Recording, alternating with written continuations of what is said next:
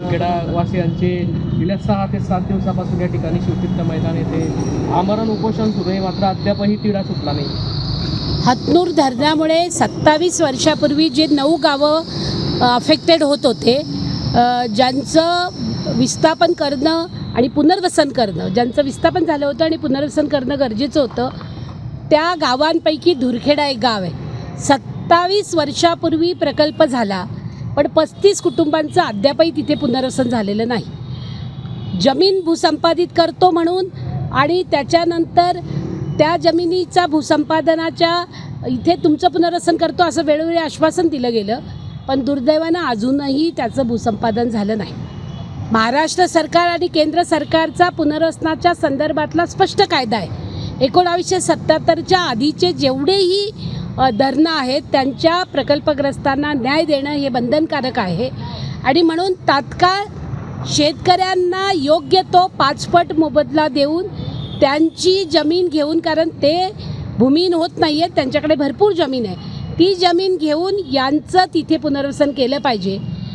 जिल्हा प्रशासन मात्र या लोकांच्या का विरोधामध्ये आहे ते आम्हाला समजत नाही आहे. कारण तिथे जो गट आहे 16 नंबरचा, जो शासकीय जमीन आहे आणि त्याच्यामध्ये शेतकऱ्यांचं पाणी येतं, तापीचं पाणी येतं, सगळ्या बाजूने पाणी येतं आणि तो कायम 4 महिने पाण्याखाली असणारा तो जागा आहे आणि तिथे पुनर्वसन करण्याचा अट्टास प्रशासन जे करतं आहे. त्यामुळे मला असं वाटतं की आमच्या महायुतीचं सरकार प्रकल्पग्रस्तांच्या बाजूने असतं, पण प्रशासन मात्र विरोधामध्ये आहे आणि म्हणून याची तक्रार आम्ही आदरणीय गिरीश भाऊंना केलेली आहे. आम्ही याची तक्रार आता जाऊन मुख्यमंत्र्यांनाही करणार आहोत आणि पुनर्वसन मंत्र्यांनाही करणार आहोत.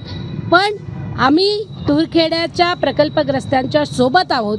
जर हा प्रश्न मिटला नाही तर लोकसंघर्ष मोर्चाचे साथीही यांच्याबरोबर जातील, कारण आमचं नेहमीचीच घोषणा आहे की तुमचं धरण आणि आमचं मरण असं चालणार नाही. कारण धरण जितकं पाण्याचं अति महत्त्वाचं आहे तितकाच प्रकल्पग्रस्तही देशासाठी महत्त्वाचं आहे आणि म्हणून धुरखेड्याचं प्रकल्पग्रस्तांचं पुनर्वसन झालं पाहिजे. 6 दिवस उपोषणाला झाले, पण जिल्हा प्रशासन प्रचंड दुर्लक्ष करतो आहे, ही अत्यंत खेदाची बाब आहे आणि त्याचा आम्ही निषेध करतो. या ठिकाणी काही शेतकऱ्यांचा विरोध असल्याचं गावकऱ्यांचं म्हणणं होतं. तिथे मागच्या 4 वर्षापासून जलसंपदा विभागानं गट नंबर 1, गट नंबर 3, गट नंबर 4 इथली जी काही 7.5 एकर जमीन आहे त्याचे पैसे संबंधित DROंना जमा केलेले, डिस्ट्रिक्ट रिहॅबिलिटेशन ऑफिसरला जमा केलेले आहेत.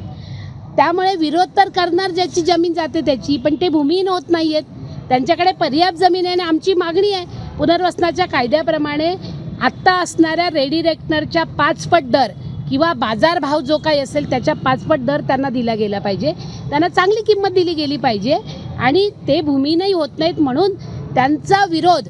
अहो किती ठिकाणी विरोध असतो, सरदार सरोवरमध्ये विरोध होता, तुम्ही घेतलं की नाही? म्हणजे सोयीनं करायचं. 9 गावांमधल्या पण शेतकऱ्यांचा विरोध होता, तिथे मात्र तुम्ही पुनर्वसन केलं की नाही भूसंपादन घेऊन?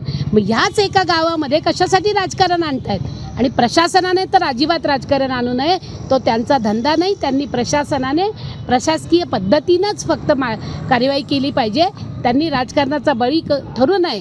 आणि प्रकल्पग्रस्त हे काही कुठल्या आजाराने ग्रस्त नसतात, ते या देशामध्ये कॉन्ट्रीब्यूट करतात आणि म्हणून त्यांना अधिक महत्त्व दिलं गेलं पाहिजे, ही आमची मागणी आहे.